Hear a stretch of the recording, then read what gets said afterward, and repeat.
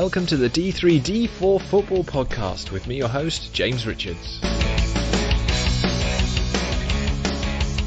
Good morning, everyone. Welcome to the D3D4 Football Podcast. It is Sunday, the 19th of January, 2020. Still seems strange saying that. It's a very frosty morning, so wherever you are, I hope you're keeping warm. Maybe warm yourself by the fire, if you have one. That's a bit maybe antiquated now, but by the central heating system in that case. And listen to this podcast today as we bring you all the action from the weekend in League 1 and 2. I am joined by Ed. Have you been keeping well, Ed? I've been keeping very good, thank you, mate. I'm also joined back on the podcast for the first time in the new decade. It's Gabe Sutton. How you doing, Gabe? Yeah, not too bad, thanks, James. Hope you're well too. Yeah, I see you enjoyed your trip to Northampton yesterday. It was a resounding win for the Cobblers. Yeah, definitely. It was good to meet Les Dewhurst, who I'd actually heard about from the incident when Morecambe played away at Grimsby last season, and I think he forgot the kit, and all the Morecambe fans sort of chipped in on that one. So yeah, he seems like a lovely guy, and he's been going at it for 24 years. So certainly a dedicated fella. Yeah, definitely. This podcast is, again, sponsored by our good friends at Man v Fat. You can check them out at manvfatfootball.org and at manvfat.com. They are doing a wonderful job at helping men lose weight, at helping men get active, and just, really keeping guys health conscious in what is a very easy world to just sit by computers. I should know. I do it far too often. So great. Kudos to them for doing that and running it so well. You can get involved, check them out on their website, check out their Twitter page, and again, a big thank you to them for sponsoring us this morning. Right, let's jump in to the action, and we'll start in League 1. League 1. And, I always sort of think, where do we want to start in our podcast each week? There's some great results, big victories. I mean, Rotherham, of course, going strong at the top of the table, and we will come to them in a minute. But I just want to talk about Peterborough quickly, because some comments made by Darren McAntony on Twitter suggest that he has a huge amount of confidence in his team, and well he may, but Ed, Peterborough have this habit, and we've known it very well since doing this podcast, of starting very well and then, well, basically bottling it, I suppose, is for want of a better expression. They appear to be on a run that suggests they're doing the same again. Yeah, they do. It's without they're out winning 6 now in the league. Had that, I think, up the thick to Burnley as well. Taking 2 points from those times, which are both goalless draws, obviously away at Bristol Rovers and at home to Gillingham.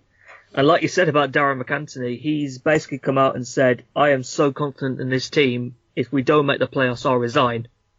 And you're looking at the recent form and thinking, you have made a very ambitious comment there. I quite like the ambition, but that could come back and bite you at the end of the season.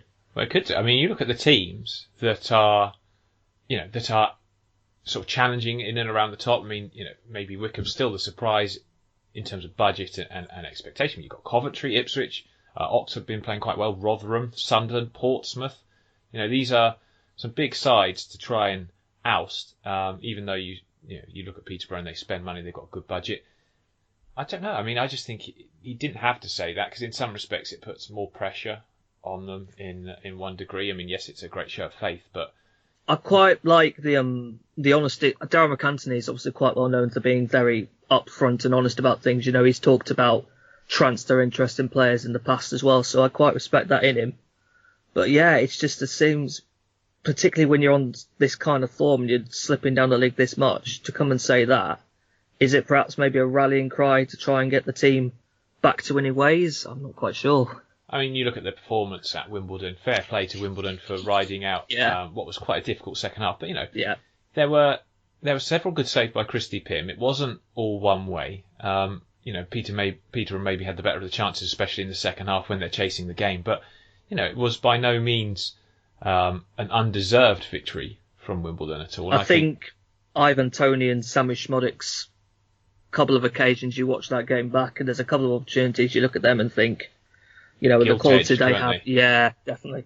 Yeah, they were very good opportunities to take the game by the horns and win it, but they didn't.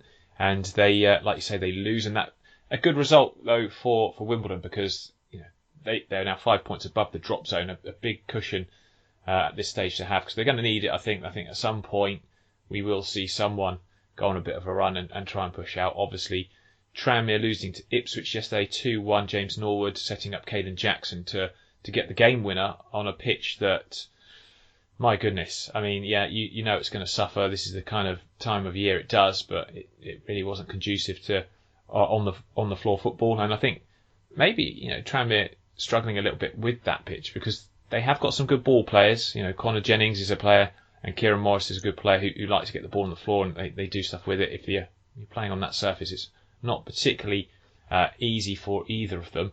But there we go. Gabe, I've got to come to you to talk about Sunderland, because I've been heartened by their recent run of results. I'm a bit biased, as I've admitted on this podcast before, to liking Phil Parkinson, because he was a bit of a playing hero as a kid. So from your perspective, what do you think he has done to turn them around, and do you think he can keep it going?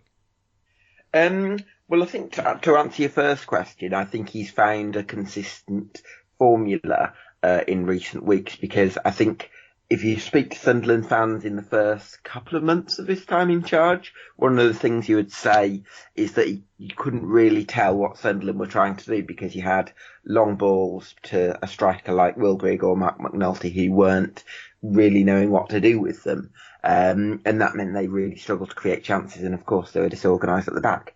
What we're seeing recently is they've had a consistent 3-4-3 system with the tenacity of Dobson and Power in midfield. Denver Hume's done quite well from left wing back, and then you got Maguire and Gooch sort of just behind Charlie White, who, although I wouldn't necessarily describe him as a target man per se, because he's not exactly as tall as he's not that tall, but he is slightly better than a Grigg or a McNulty at facilitating the direct football that Phil Parkinson likes. So I think we're seeing a clearer sense of the playing identity from Sunderland. And I do see some key players as well. You got Maguire looking a bit like his old self, Lyndon Gooch coming with the goals, which at times last season he always threatened to get. And they're winning without McGeady as well, which is really interesting, because you look at them last season as well, and I think this was the case under Jack Ross, it's important to say, as well as Phil Parkinson, where there are question marks over the playing identity. And I just wonder whether, McGeady is obviously their most naturally gifted player, but because he's so good, maybe so much of the play sort of goes through him, he gets so much of the ball, that maybe they're easier to predict when they had him in the team, whereas now you got sort of Maguire and Gooch in those little pockets behind White. Maybe the tempo's a bit quicker, and it just seems a bit slicker to me, Sunderland, this last few weeks. Yeah, big fan of Denver Hume as well. I think he's improved endlessly this season.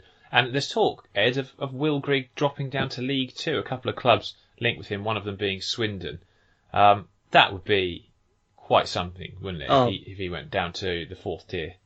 Massive coup, I think. I think Grigg at Sunderland perhaps hasn't quite hit that. I think you could argue he probably hasn't hit the heights that I think many expected, particularly when you think of League One and Will Grigg, you think back to his Wigan days and how prolific he was to them.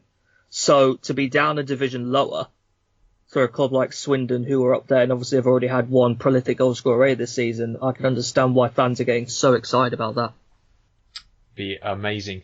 I wonder, though, like financially, how that would work, because he's not going to be on small beans at Sunderland. No, he won't. But we'll have to wait and see how that play out. But Rotherham 3-0 winners over Bristol Rovers. Another fantastic home performance. Really good. Sort of, I wouldn't say simple play. I think that's unfair on Paul Warren. But I mean, it's effective. You get the ball wide, you get the ball in the box, and you get headers in at goal. You get your big men on it. And you don't then let other teams back in the game. Slightly worried about Bristol Rovers, though. Ben Gardner obviously taking a leave of absence due to personal reasons, and I think that's a good gesture by the club. But they do have this alarming slide now since Coughlin left, and it's moving them down the table. I don't think, obviously, they'll be in any danger of struggling, but maybe back to a level which we perhaps expected them to be prior to the start of the season. Gabe, Lincoln City, Michael Appleton making the changes, starting to get rid of the old Danny Cowley players, the old guard, Harry Toffolo obviously going to join Cowley at Huddersfield. Links suggesting that Akinde might be going, a couple of other players, O'Connor down to Salford. Bruno Andrade as well, down to Salford. You know, so some changes, but some more. I don't know, like some players that you'd look at and think these are Appleton players coming in. Yeah, I think so. I think the one area that I'm surprised Michael Appleton hasn't addressed is the centre-back position, because to me, Sharon Bolger and Jason Shackle wouldn't scream ball-playing defenders, and even somebody like Neil Eardley, right back, I'm not sure whether he's necessarily someone who's going to maraud forward, and there's question marks as to whether Max Melbourne can really step up long term and be that long term replacement for Harry Toffler, who's obviously gone to Huddersfield. But having said that, I think they have added quality in other areas. They've signed Tyrese John Gills, who I heard on Quest last night was apparently the nephew of an actor who played in Red Dwarf, which my generation have shown that. Yeah, funny story. But yeah, and then they have Teo Uden, who I think is quite technically gifted and can deliver a ball, and they've already got Jay Morrell in there. So so some decent additions that have kind of helped them maybe get a bit closer to what Appleton wants from this Lincoln team and involve the playing identity further. But I still don't think it's a complete Appleton squad. Oh, it won't be for a while. I don't think. I think he'll look to build it, and it's going to take a little bit of time to do so. But yeah, very encouraged by what he's done so far. Fleetwood, they drew 2-2 with Shrewsbury. This is a good result for Shrewsbury because no one goes to Fleetwood and enjoys it. I mean, it's a very difficult place to get points from, and they did so well in the FA Cup. I wondered whether they might struggle a little bit of a hangover from that effort that they put in midweek. So great to see them get a point. Obviously, they'll be disappointed because the goal that they conceded was quite late on. But Fleetwood's home form has been really, really encouraging, and I think that if they do sneak into those playoff spots, obviously the away form has to improve, but they'll be doing it on the coattails of their home form. So really good stuff. Gillingham and Oxford played a 1-1 draw. I have to say, Gillingham really impressed me in this because obviously I'd been at the game earlier in the season and they were rubbish. They were awful. That's probably their worst performance I would suggest of the season. But no, they were far, far better in this one. I was very, very impressed with the way they closed Oxford down. They didn't allow Oxford space on the ball. They were aggressive. They were on the front foot, especially in the second half. And I have to say, certain players that I would pick out, Alfie Jones was one of them. I think he looks a really good player. I think he's on loan. I might be right from saying Southampton. Thomas O'Connor was the other one who impressed me. And there's some physicality in Roberts up front. I thought Lee was a little bit quiet in the game, but defensively, of course, they were pretty solid as well. One thing I will say, and I'm an Oxford fan, I love my team, but I do not like simulation. I do not like players throwing themselves on the floor every opportunity. And I have to say, even though I'm an Oxford fan, I did not like seeing my players do it. It happened far too often. There were certain players, and I won't sort of scapegoat or name anyone in particular, but there are certain players who are doing it more than others, and it's just something that frustrates me when any team does it, even my own. I'm objective enough to admit that. But I thought, like I said to you, Ed, last week, I'd take a point here, and I was quite happy, and I think we were a little bit lucky to come away with a point, but it was probably just about a fair result. But really impressed with the improvements in Gillingham in this game, and I can see why there was such a focus on the touchline. A lot of antics going on between Carl Robinson and Steve Evans throughout the game, which if you brought someone along who's not particularly keen on the football, at least they got their entertainment from watching those two. Brilliant stuff. Southend won a game. You did hear that right. This is not a mistake in the audio. Southend did win 2-1 at Accrington. I'm a big fan of Charlie Kelman, and I think Sol Campbell's put great faith in the young man. He scored that wonderful goal from the halfway line. I think it was last season, and he scored a decent strike in this one. Accrington will be disappointed, obviously, because we've come to accept Southend games as a gimme. But fair play to them. They stood up well and they defended their penalty area at the end when they needed to. Whether or not that's going to kickstart some sort of mad revival, I'm not convinced. But at this stage of the season, you'll take points where you can get them. The slide that we'd seen in Wycombe came to an abrupt halt, and it's not like them to score late goals, is it? But they did again. Last minute penalty, Joe Jacobson sliding it home. A 2-1 win for the Chairboys. Gabe, Did you, when you saw this poor run, think it was just a case of the fixtures they had, or were you more concerned that they were not performing to their previous levels? I think it's a bit of both. I think the key thing for them had been missing key players because, obviously they've just signed Jason McCarthy coming back, and I think that's a great signing because I really rate him as a right back. But when Jack Grimmer was out over the festive period, I don't believe they had natural cover. I mean, they had players like Saido Jambardi who can play there, but he's not the same kind of player, is he? Yeah, exactly. He brings different things, and he's not. So I think that kind of alters the dynamic of the team. And obviously they've had Dominic Gabe out for a little while, so that hasn't necessarily helped. And so I think it's been important for them to get McCarthy in and also welcome Dominic Gabe back. I think that's a huge plus for them. And I think when you've got somebody like Joe Jacobson, who apparently nearly scored from a corner again yesterday. He has an annoying habit of doing that. Yeah, I know. Yeah. He's fantastic from those sort of situations. So I think they're doing fantastic to be in the position they are. Do I see them going up automatically? I'm still not sure I do. I think they're fantastic to be only 3 points away from 50 points at this stage. So all credit to Gareth Ainsworth and the team for that. Absolutely. Ed, Coventry, another win. Never easy to go to Doncaster, as Oxford found a couple of weeks ago.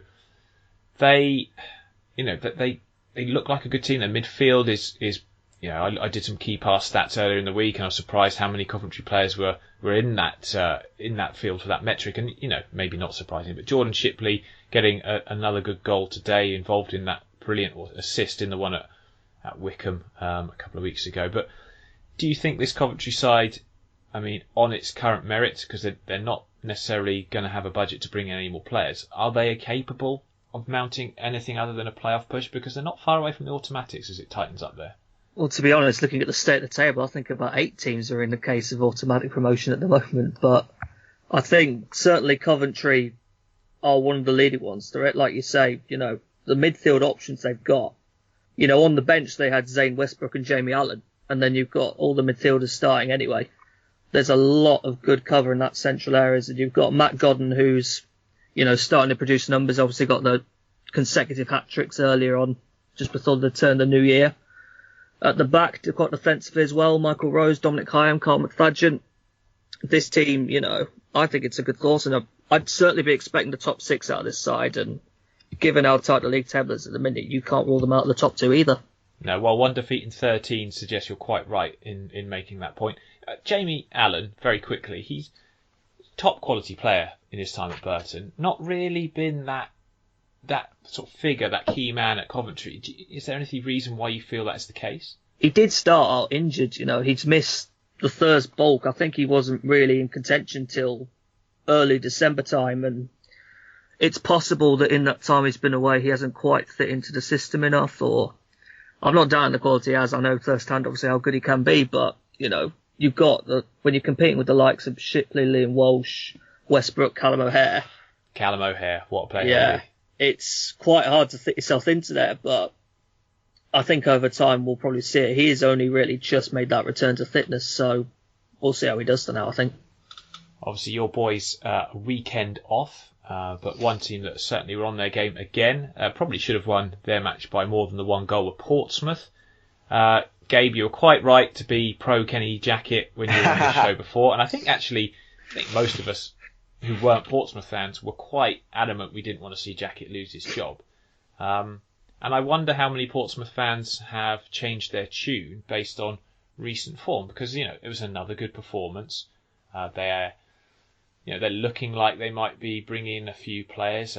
Defensively, there have been question marks because the centre backs have definitely been the area that Kenny Jackett is looking to improve the most. But I've been pretty impressed with what they've done. They've moved away from the team that was very reliant on Brett Pittman to have far more attacking options. And Gabe, you must be encouraged that they're right up where they should be, really.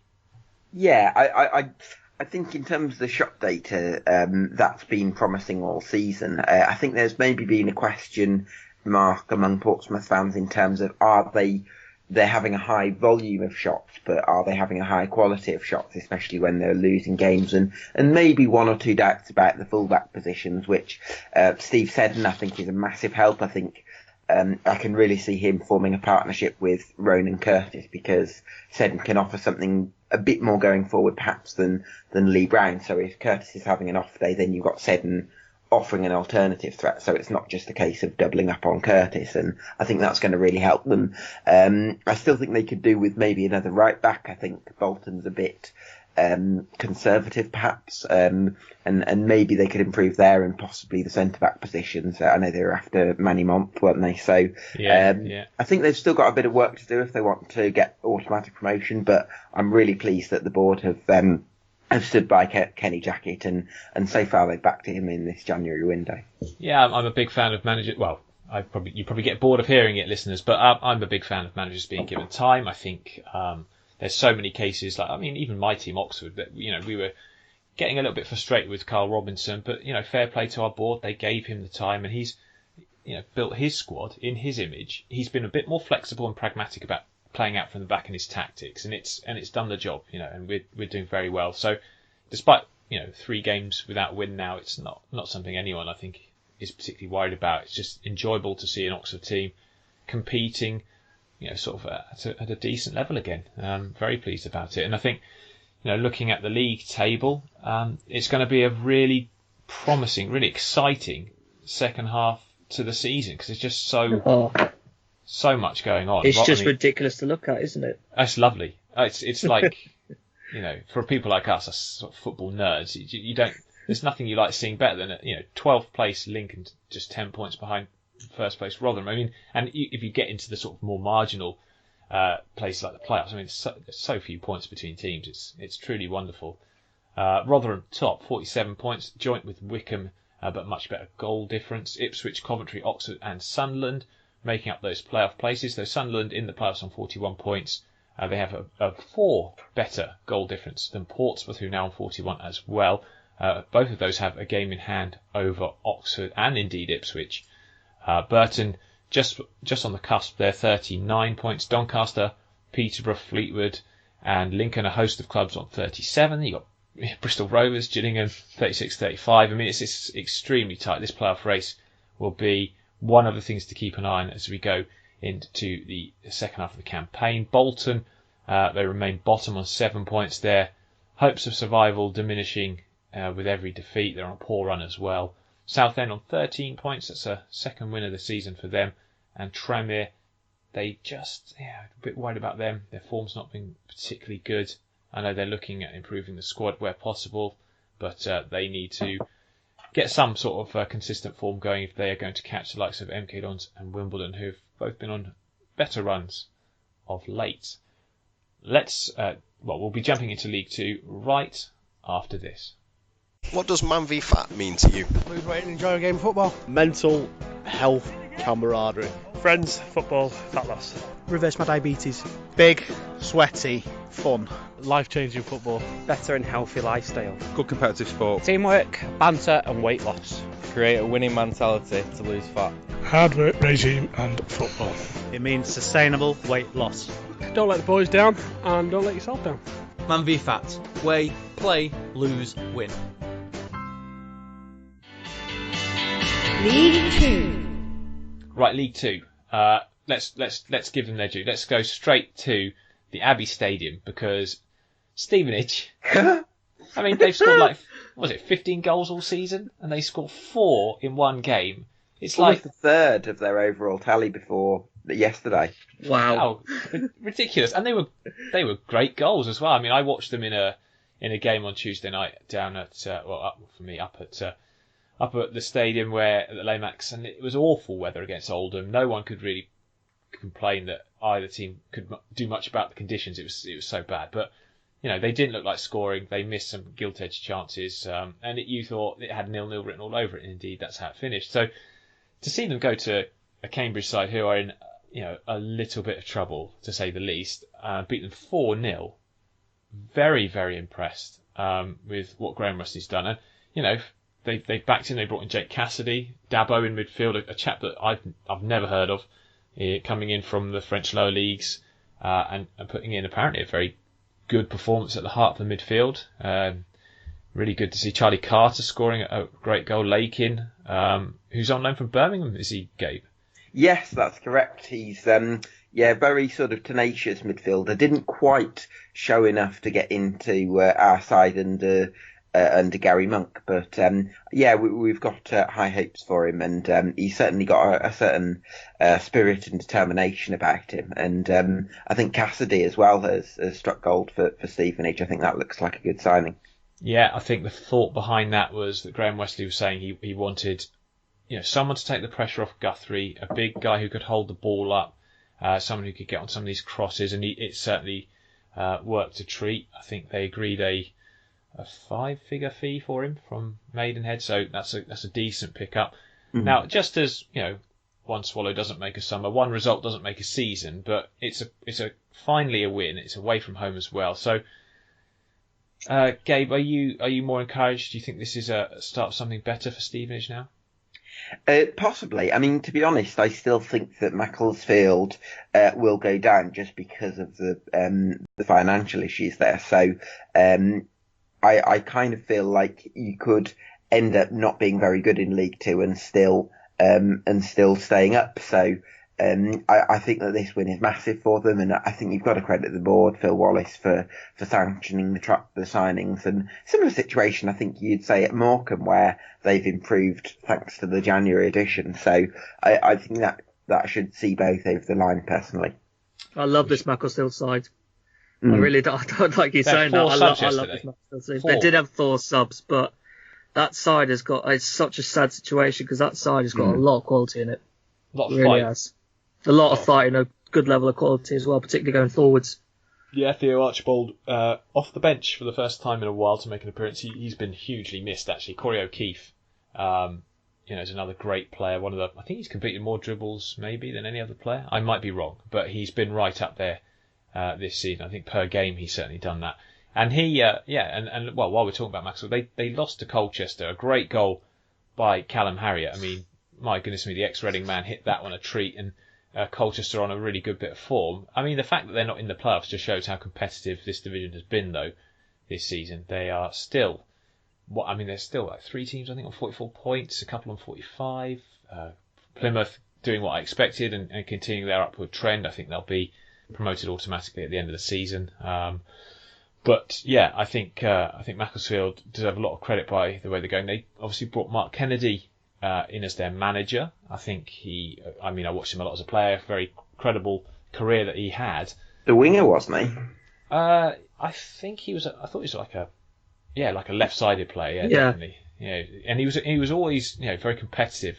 I remember him mostly. I remember him from his days at Wolves, but he did play at a number of other clubs as well. So pretty good professional, and I think he was helping Sol Campbell out there during his spell. So it made sense to bring in someone who knows the club, and I think not many people would want to take Macclesfield on right now. The fact that he's local is very appealing, and very maybe the only option they had. But he'll come in and he'll try his best. But the fact they only have 4 subs tells its tale about how difficult a situation that they are facing there. But a 2 under feet and a decent, credible performance. Great goal by Ben Stevens as well. At least they got something to cheer about. Salford are spending silly money. I mean, I don't know. The question marks of whether this is good for the game or not maybe can wait. But I mean, Bruno Andrade coming in, reports of his salary being sort of championship level. Michael O'Connor joining from Lincoln after being persuaded by Gary Neville to go there. Tom Elliott, from Millwall dropping down 2 divisions to sign for the club, while players that help them get up are sort of being ushered out the door fairly quickly. It's a fairly ruthless bit of January business, Ed. Yeah, it is, and I don't think we're done either, to be honest. I think since we've still got probably a little under half of the window left to go, I don't think we're done yet at all with the business they're coming in. And you look at where they are on the table at the minute, and they're stuck 13th. They're currently 9 points off the playoffs, but you have got to keep an eye on them with the strengthening they're making here. I think Andrade in particular is the one that stands out to me in this team. And when he does start making his return to the side and playing regularly, they could absolutely fly up this table. They could indeed. Flying is quite an apt expression for what Ash Hunter was trying to portray when he flew to the floor in this game. Lovely to see a player sent off for the most blatant bit of simulation. And then the fakery on the floor. I mean, I was marking that out of 10 as I watched it. I believe they started setting up a tent at the side of the pitch to give him an Oscar after that, actually, with a string band and everything. But terrible bit of play acting. Shame on you, Mr. Hunter. And glad to see him given his marching orders. And I think actually we should see a little bit more of this to discourage it, because I really can't stand that sort of thing. But in the end, though, Salford did pick up the win despite having 2 men sent off. And they will be very pleased with that result. Forest Green slipping slightly. Though good to see Josh March getting his first EFL goal in this one. Newport, 6 points they've taken off Swindon this season, and another fairly professional performance against the Robins. Gabe, Mike Flynn obviously just coming off the worst run of his managerial career. Never really in doubt, though, was it, that he would find a way of turning things around? No, I mean, it's funny, really, isn't it? Because I don't think they've had the sort of the same form in certainly recent weeks. I think the winter period has been a bit of a drop off, but certainly that come from behind victory at Scunthorpe last week, and obviously the win over Swindon yesterday has it's really lifted them. And I think the signing of Ash Baker looks like a positive for me. Certainly with McNamara injured, they needed a right-sided player that can offer them a little bit of width. I think Millwall recalled him, actually, didn't they? I think Millwall took him back. Oh, right, okay, yeah.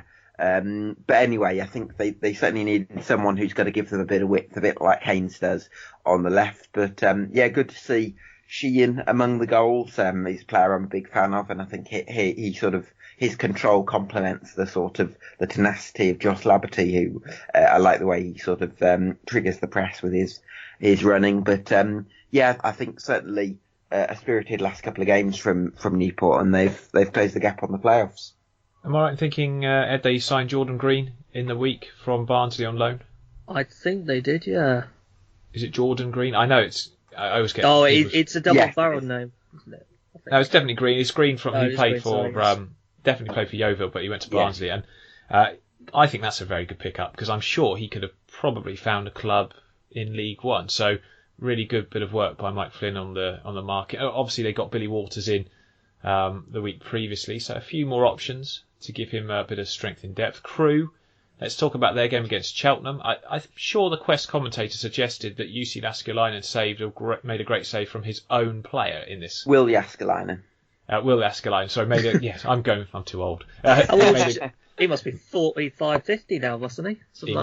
He must be proud of his boy, though, because I think he's an excellent young keeper from what I've seen of Will Jaskelainen. But I'm pretty sure it was Owen Evans who made the save from Tommy Lowry and not Will Jaskelainen. Yes. Fantastic, though.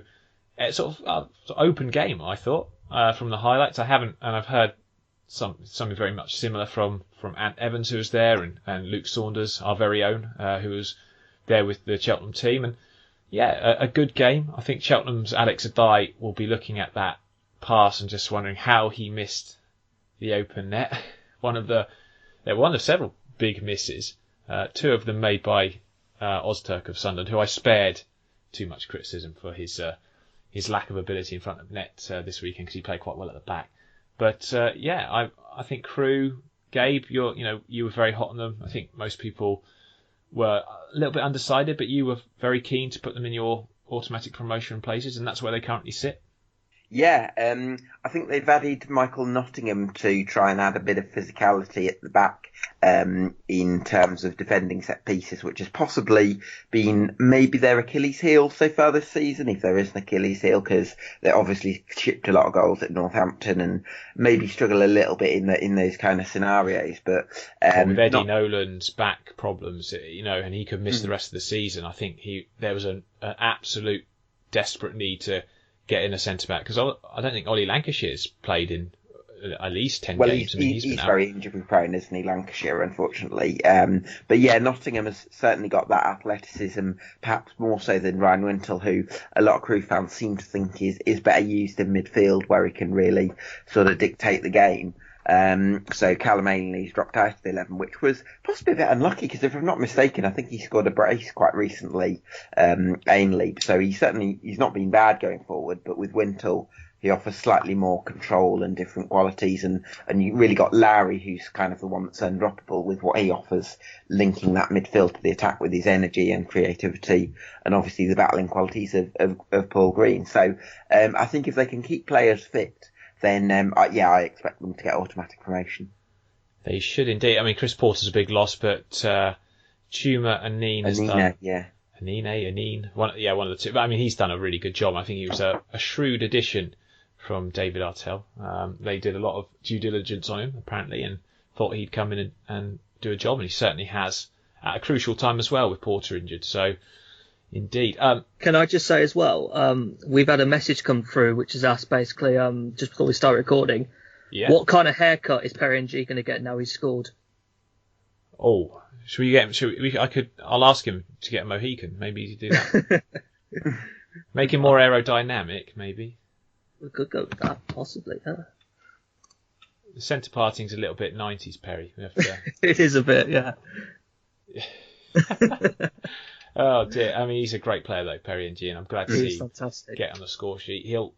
At some stage you feel he's got to be picked up by a club sort of higher up the league, but I mean at the moment I just encourage Crewe fans to enjoy him while he's there, because he's a very... I love the way he carries the ball out and can really play in multiple positions. It's great to see. He's an intelligent operator, isn't he? Yeah, he's a great player. Great, and a great hair. I've met him. I met him down at Crawley. Had a chat with him. I mean, he's very mature, very level-headed, and appreciates the fans. I always like a player who goes over to the fans who've made those long away trips, and he's always doing that. So good to see from him. Gabe, come on, Northampton.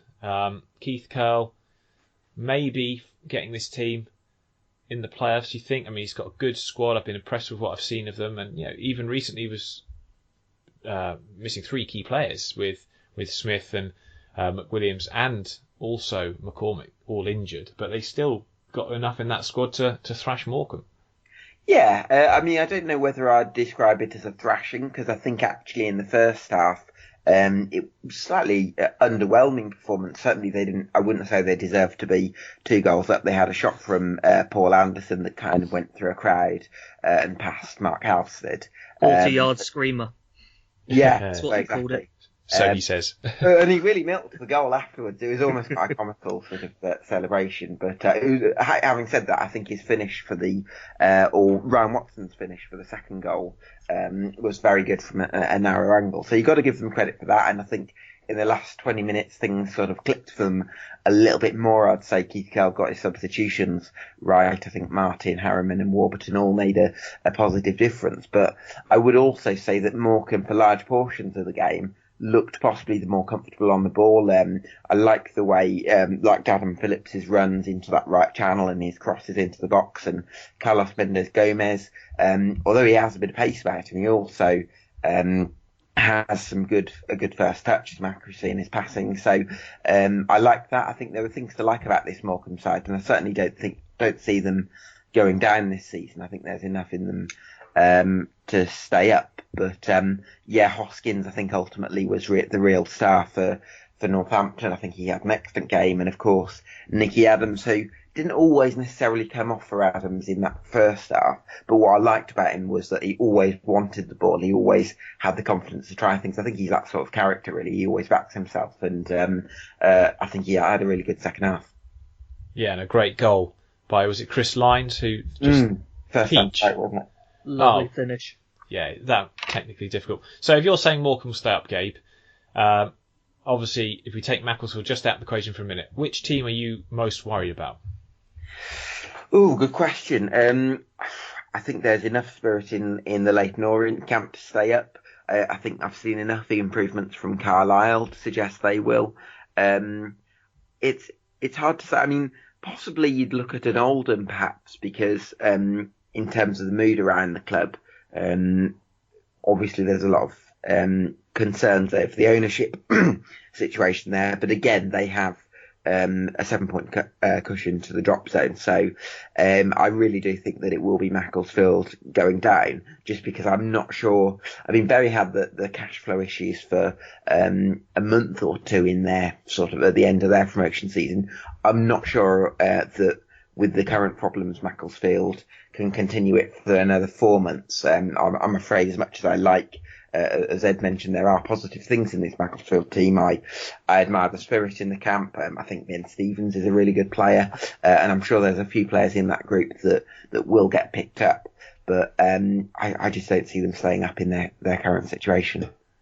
Are we at all worried about Mansfield? Because they are not improving, and another sort of, well, not trouncing, but they were beaten again, 3-1 at Plymouth, and that's not necessarily going to be define their season, because Plymouth is going to be a very difficult team to get any points off. But in terms of, I'm sure a lot of neutrals or a lot of fans of other clubs would not be too upset to see Mansfield go down, just because it would be like fallen giant. And we saw it with Notts County as well.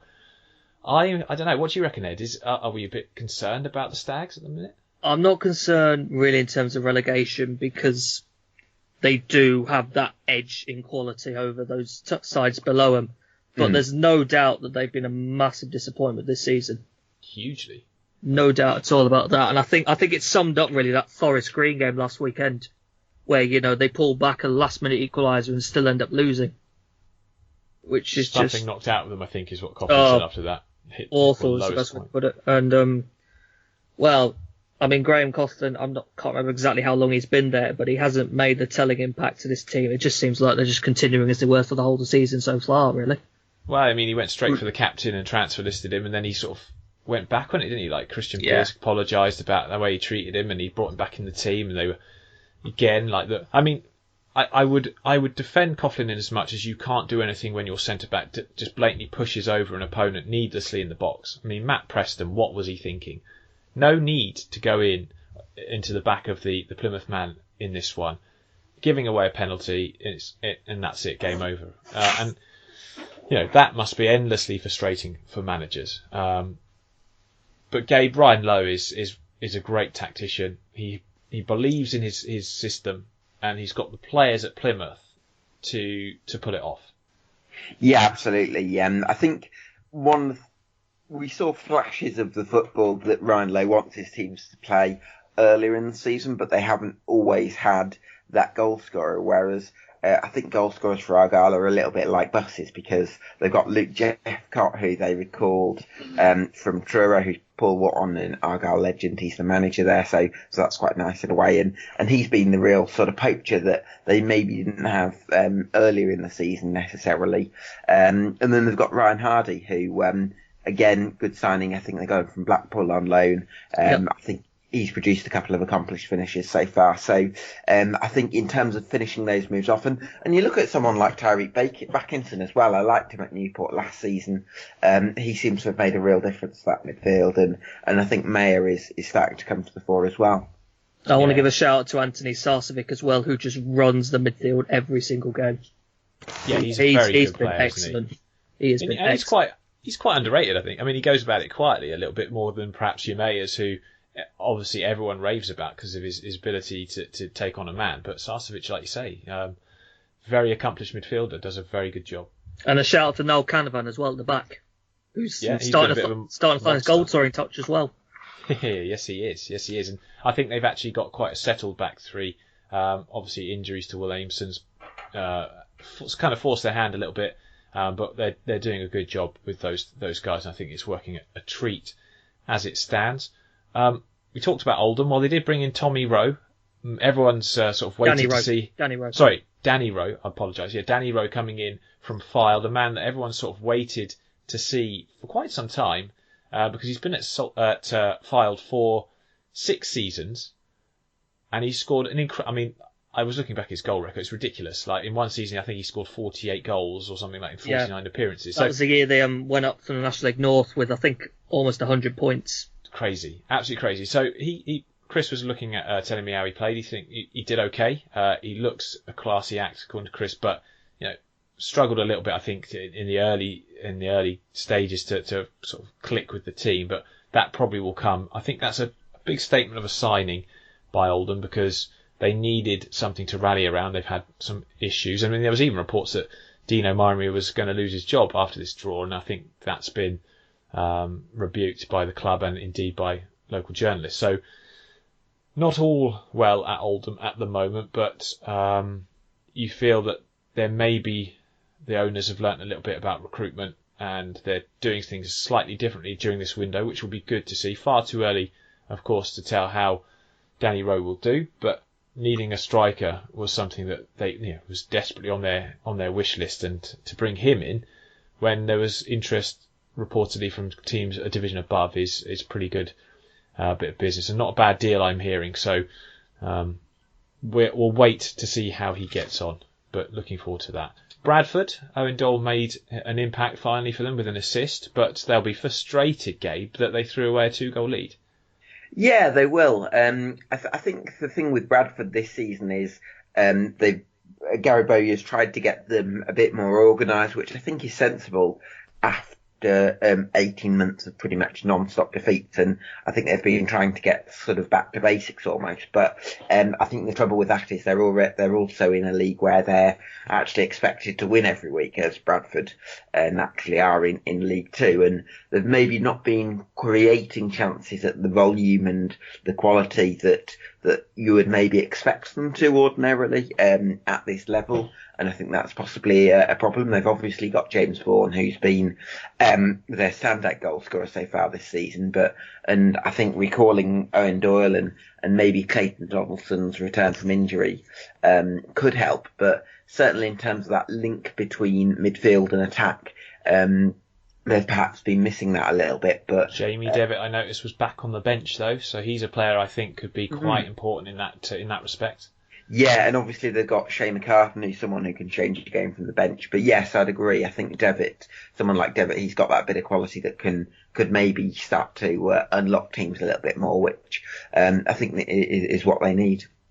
Indeed, we'll see how they get on. Scunthorpe, a good result for them though, and a great bit of individual play from McAtee to level things up. Good finish from him. Actually, Gilead's finish was silky, as you like. Really impressed with that. I don't think any keeper could have sort of seen that coming. Excellent with play. His left foot as well, because I think he's a right-footed player naturally. So yeah, very, very good finish. Exeter, I suppose this is what you call a smash and grab. Did it very well against a Grimsby side who certainly have improved in performances under Ian Holloway, but again, not a good result. 1-0 defeat. They need to start finding the net, and I think he's very much aware of that. But he was very pleased with his team's performance.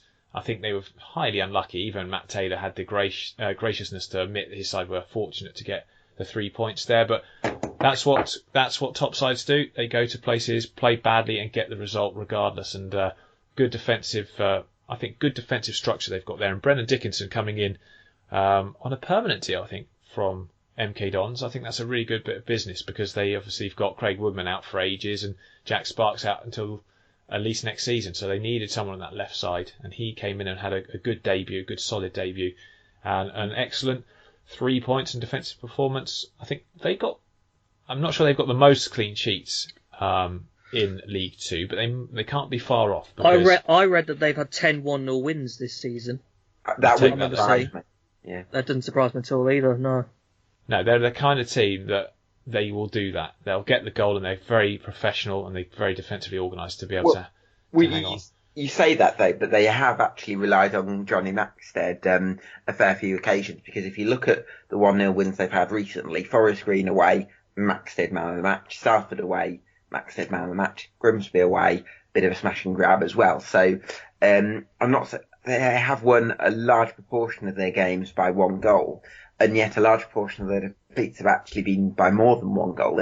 And I know Exeter are in a fantastic position at this stage, and all credit to Matt Taylor for that. But for me, I still need to see a little bit more from them to be wholly convinced by their automatic promotion credentials.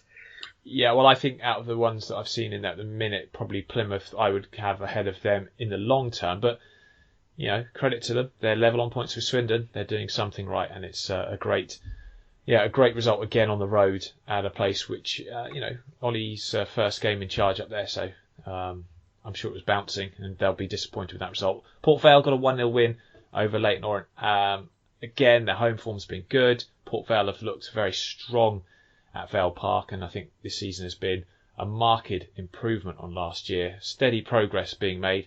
Leyton Orient continue to underwhelm. They did sign Cisse on loan from Gillingham this week, but I'm not convinced that. I think some of the fans are not convinced Ross Embleton will be able to lead them to that next level. We'll have to wait and see. It's been obviously a season of tragedy, really, and maybe a bit difficult to judge how they are going to do long term in League Two, but certainly a poor season so far. Walsall back on the winning trail. Wes Messi McDonald. Oh wow! Goal of the day for me. I mean, the twist, turn, and top bins finish, just fantastic stuff. Absolutely brilliant. I retweeted it soon afterwards, and I think I was watching the Quest highlights last night, and Colin Murray kept mentioning how every 40 minutes there was a goal of the day contender. They kept going through the programme, and the goals would just get better and better. But that McDonald one has got to be the pick of the bunch. And I want to give a mention to Josh Gordon as well, who has been alternating between sort of the right hand side of midfield and the striking positions, and he's really found his goal scoring feat now in this division. And I think you could possibly consider him Walsall's most impactful player, alongside probably Wes McDonald. I still think they need a right winger. I listened to the One Pod Beyond Boys wonderful podcast. If you haven't listened to it, go and have a listen to it, just for their VAR gold moment at the end, which I think is absolutely superb. But they were saying they need a right winger. I think the lack of balance in that team is probably the biggest concern. But fair play to Darryl Clark for lifting them after what was a very tricky start to the campaign. And Wes McDonald deserves a bit of credit for showing a bit of loyalty, signing on a new contract, because it could have been easy to maybe take an increased wage of a few £100 to go further up the league ladder. But I think he's enjoying his football. The fans are enjoying his football. So good to see a player stick rather than twist for a change. And maybe for his career, this will be the most fruitful part that he's had for some time. I hope that's the case. I'm quite excited to see Jack Nolan as well, who's obviously come in permanently from the Reading under-23s, his first taste of senior football. And there isn't he now? I think there is a potential bit of cover there. I think for McDonald, he could be the right winger. I'm not entirely sure. I think his age you might say with his age that you want someone a bit more experienced perhaps in that position, but that looks like a good bit of business as well, and on a permanent deal too. So I can't really complain with that. No, not at all. I think Reading have got a good youth setup. If you look at the number of players who leave there to have very good professional careers, maybe not at Reading per se, but certainly in the Football League, we've got Tarek Foster and Rob Dickey at Oxford right now. So a couple of very good individuals. Right, so the table looks thus. Swindon first, 53 points. Joint on points with Exeter, but better goal difference. Exeter second, of course. Crewe on 47 points, level with Plymouth, but I assume it's a better goal difference. They've got both the same goal difference, so it must be... They've scored more goals. There you go. So, this is how tight it is. Brilliant stuff. Plymouth in fourth. Bradford remained fifth, with Northampton and Cheltenham down to seventh now. Cheltenham perhaps would like to draw a few less and win a few more, drawn 11 games this season. I think only beaten by Macclesfield, which is a testament to how hard Macclesfield are to beat. Oh, actually, Stevenage, sorry, I do apologise. Stevenage, 13 draws this season for Stevenage, who, strangely, being where they are in the table, have one of the best defensive records. I think top 5 or something like that, defensive record in the division. Absolutely remarkable. Goals against this season, Stevenage 31. So quite a few teams have got worse record than that, for sure. Do you remember Oldham in League One a few years ago, where they stayed up with the worst attacking record, in that sort of, in 100 years or something or something? Was that Lee Irwin was top scorer with 8 goals? Yeah, yeah, something along those lines, yeah. Yeah, it was. I remember they had the top score of 8, and I thought that's a sign of a lacking. Oh dear. Needing a striker, yes, big time. Yeah, very poor. But yes, I think Stevenage look defensively fine. It's just can they score goals? Well, yesterday they answered those questions quite emphatically. Let's see if it continues. But yeah, so like I said, Cheltenham 7th, making up the last playoff spot with Colchester, Forest Green, who are on the slide just outside, Port Vale, not far away either, 3 points back on those playoff spots with Newport, and Walsall now up into the top of the table. So fair play to Dale Clark and his Saddlers. We'll see what Salford do with all their new glitzy signings. At the bottom, Morecambe and Stevenage remain locked on 22 points.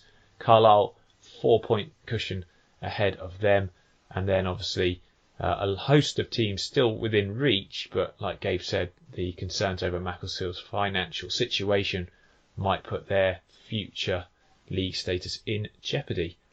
Gents, it's been an absolute pleasure having you both on again today. Ed, thank you very much. Not a problem. Thank you for having me.